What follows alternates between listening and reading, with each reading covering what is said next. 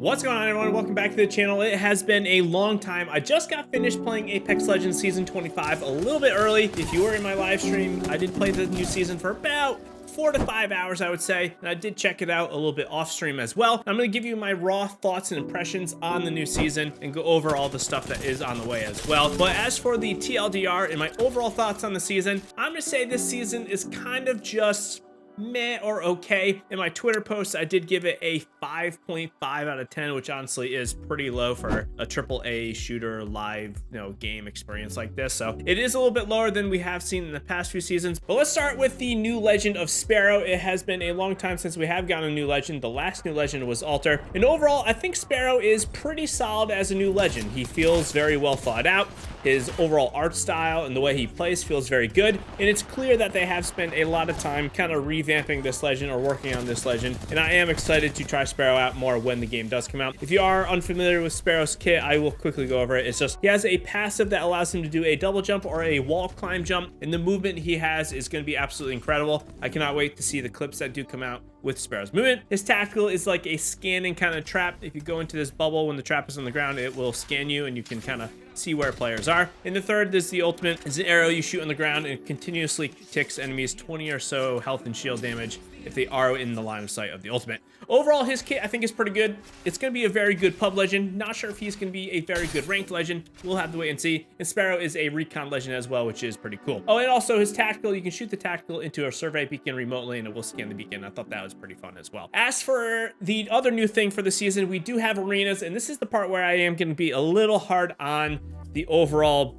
content that we're getting this season. Arenas is being flashed as a major portion of the season, but for me, arenas feels exactly like it did 2-3 years ago when they removed it. So I don't really foresee arenas being that well received. I understand if you like arenas, then that's awesome. You're gonna have a good time with it. It's basically the same as it was, a couple small tweaks. It's only first to win 3 now, which I think is kind of a shame. I wish the rounds were longer. I wish it was more like Counter-Strike. I wish the kind of weapon choices between rounds were a little bit more meaningful. I wish you could keep your stuff if you won the round, if you kind of be a little bit more strategic about how you are spending your money in your stuff or your whatever your currency. Overall, the game mode just doesn't feel that deep. It feels like they haven't really supported it like they needed to, and it kind of feels like they're just tacking it and throwing it into the game as like a LTM that you can play for the duration of the season. I do not see arenas sticking around after the season ends, unfortunately. For me, arenas is kind of like the biggest disappointment of the season. I just wish there was more there. They're just not supporting the mode.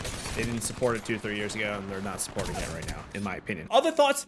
Honestly, there's not much there, and that's something that we're going to talk about. But as for the weapon and legend meta, I think the weapon and legend meta is mostly going to be unchanged. The P20s felt really good. The Nemesis, R301, Flatline, Hemlock are all going to kind of be the guns that you are going to want to use. The Skull Piercer is in the game now, so the 30-30 charged up does 130 headshot, which is really big. So I definitely think that is going to be one of the top guns this season. Longbow, also the Skull Piercer is going to be pretty good. The accelerator socks on the weapons have changed. It's now going to be the Mastiff, the Sentinel, the Bow Check, which we'll get to, and the Devotion. I believe those are the ones that are going to be having the accelerator stock. Overall, I think it's just fine. The Wingman is very good. I will say I think the Wingman is going to be a top tier selection for the gun. It has a Skull Piercer, does almost 100 to the head, and it shoots a lot faster than it has in the past few seasons. So it's almost like the OG Wingman, so definitely don't sleep on that. The triple take is now in the care package, which I think is insane. I actually think the triple take is going to be one of the best guns in the game, if not the best gun in the game. The choke goes really fast, the fire rate's insane, the damage is really good. You can see them nerfing the thing actually not too long, so definitely pick up the triple take if you see it as soon as the game comes out. The other weapon change, we do have the Bow Check. The Bow Check is finally going back to the ground. If you aren't aware, the Bow Check doesn't have any arrows, or you don't need to pick up arrows. It just comes with the gun now, which I think is fair, and I think that's a good way to do it, so you don't have another ammo spot on the ground. It's not as good as it was in the care package. Of course, it's a ground gun. Can, however, now put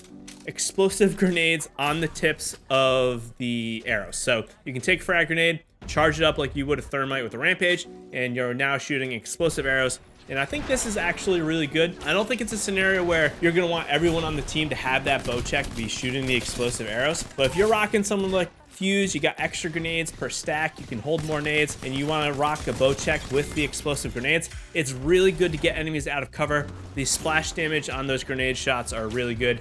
And I think as a whole, the Bow Check will be something that people will be using a lot. It's honestly a little frustrating to get shot by. That's basically it for the weapon meta, I will say, at least the big stuff. The legend meta, I don't have patch notes as of the time I am posting this video. I'm posting it probably a day before the actual patch notes go out. I think the legends are basically unchanged. The only thing I could see is just that the assault legends no longer are getting a scan on an enemy when they crack them. They do still have the movement speed boost, which is nice. And then the skirmisher class no longer has an extra tactical charge or the octane pad when you are getting a knock, which I think makes sense because those assault and skirmisher changes were really like specific to last season to make those class of legends really good. All the other changes are still in. Skirmishers still get siphoned upon, you know, getting a knock, so you still get 50 shields back, which is awesome. And assault legends still get that movement speed boost, which is awesome. I think Ashe is still gonna be really good. For what I could tell, Ashe had no other kind of changes or nerfs, and all the other legends felt pretty much the same. I went through them all. They all felt basically the same as they kind of were, and I'm not too surprised at that. We had a lot of legend weapon changes the past season, even the past 2 seasons with legends, so I don't see, you know, the meta really changing when it comes to legends,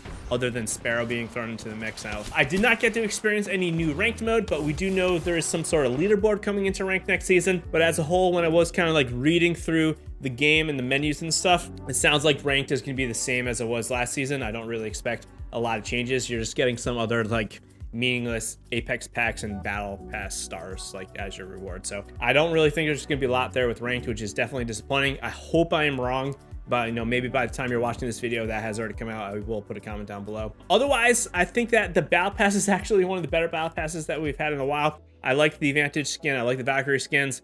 I don't really care much for the battle pass. It's not content, it's just no way for you to express yourself in the game, so I think that's good. If you do like it, I think this is one of the better battle passes in the last few seasons. The Nemesis skin is okay. It's kind of like plain for me. Didn't really like the reactiveness of it, but it is, you know, a reactive skin we haven't had. As for other things with this season, I really am going to be greatly missing like the modes that we've had this past season. I think Apex is at its best when they do have revival in pubs. So I really wish we had revive in just trio pubs. I wish we had 3 strikes in the game all the time.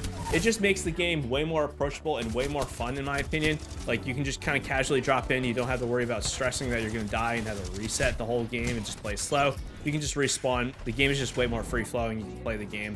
And I think Apex really needs to make pubs like revival full time, or make it 3 strikes full time, or at least have them in the game as a permanent LTM or permanent mode that you can play. And that's kind of it with the new season. There's really not a lot. The only other thing I do want to mention is we do know they are working on something called Apex 2.0. Whatever this is, I really wish we would have some sort of clarity, some sort of like roadmap in terms of what we are going to be kind of looking forward to.